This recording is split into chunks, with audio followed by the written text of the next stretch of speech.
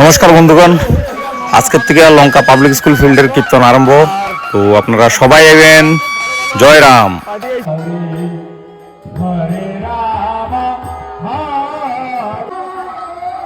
খুব ভালো ভালো কীর্তনে পাঠিয়েছে শিলচর, করিমগঞ্জ, নবদ্বীপ, আরও অনেক। আর আমরা সবাই জানি পাবলিক স্কুল ফিল্ডের কীর্তন কিন্তু খুব সুন্দর, শোনার মতন কীর্তন হয়।